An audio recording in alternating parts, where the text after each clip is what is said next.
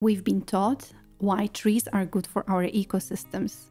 We know that they give us oxygen, we know that they store carbon, they stabilize the soil, they give life to the world's wildlife. However, it's so much more than that. I'd like to present to you Bill Mollison's viewpoint on trees. Without trees, we rapidly create deserts and drought, and the evidence for this is before our eyes. Without trees, the atmosphere will alter its composition and life support systems will fail. So let's dive deeper into values of trees to better understand this statement. Trees produce thousands of gallons of water that return to the air to become clouds. And this is because a large portion of this water is evaporated from the leaves by day and transpired as part of the tree's life process. Trees can return 75% of their water to the air, and then new rain clouds are formed. Consider this: vegetation such as trees emit water vapor into the atmosphere and are responsible for at least half, if not more, of the moisture that is reintroduced into the air.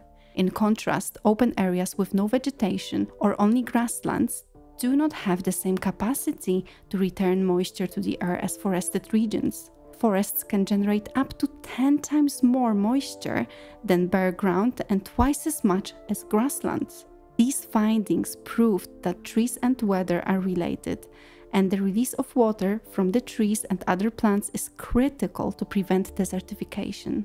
But have you ever wondered where the rain comes from? The answer lies in the upward spirals of humid air coming up from the forest. But did you know that it's the insects, pollen and bacteria carried aloft by these spirals that create the nuclei for rain? These organic particles, together with other materials given up by vegetation, may be a critical factor in the rainfall inland from forests. The good news is that we can make water a plentiful resource by increasing local precipitation on site. How?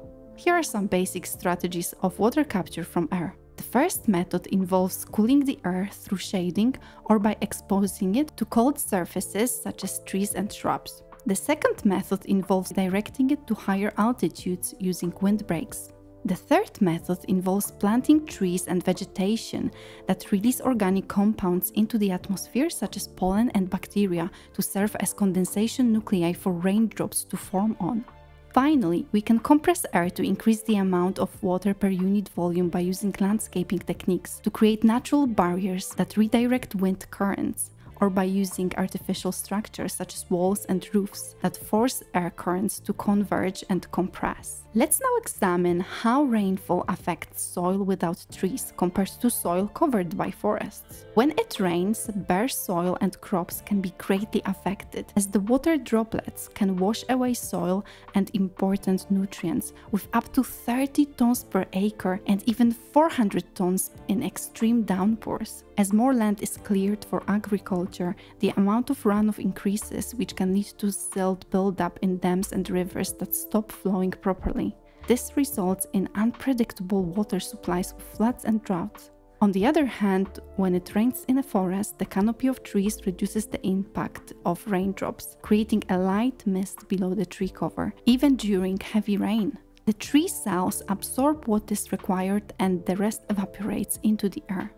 During heavy rainfall, throughfall occurs, which is the water that drips down from the leaves and branches of the trees onto the forest floor. In humid climates, throughfall typically represents 85% of the total rainfall. Throughfall is a rich mixture of plant cells and nutrients and contains dissolved salts, organic content, dust, making it much more nutritious than the rainfall.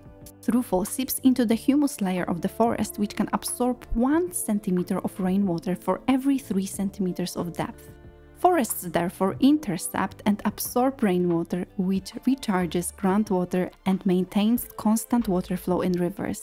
As a result, forests serve as the major storage systems, actively managing and recycling water. They also protect the soil from erosion, retain nutrients, and prevent runoff. So trees actually provide more water to streams than just the rain alone.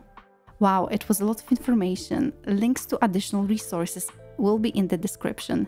Leave a comment below if the information sparked your interest in permaculture and conscious design of our landscapes. Thanks so much for watching, and if you got value, consider subscribing to my channel.